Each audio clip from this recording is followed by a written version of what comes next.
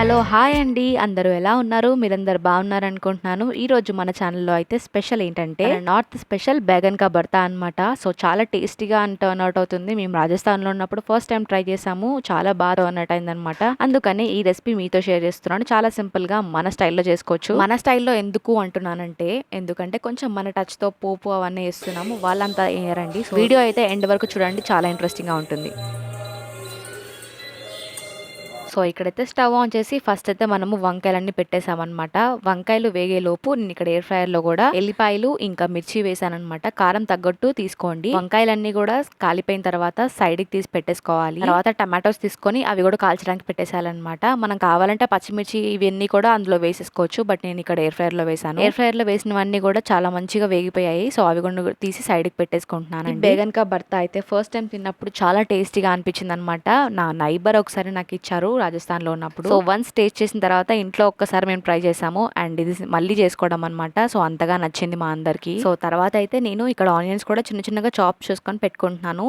ఇలా యాడ్ చేసుకుంటే చాలా టేస్ట్ వస్తుందండి మనకి చట్నీలో. వేడి మీద ఉన్నప్పుడే పొట్టు పోతుంది అనుకోకండి. చల్లగా అయినాక కూడా చాలా ఈజీగా వచ్చేస్తుంది వంకాయ మీద ఉన్న పొట్టు. సో, వంకాయ మీద ఉన్న పొట్టు మంచిగా కాలితే ఇంత ఈజీగా వచ్చేస్తదనమాట. అందుకని లోపల వరకు వేగనివ్వండి. ఈజీగా పొట్టు వచ్చేస్తుంది. అండ్ టేస్ట్ కూడా చాలా బాగుంటుందండి.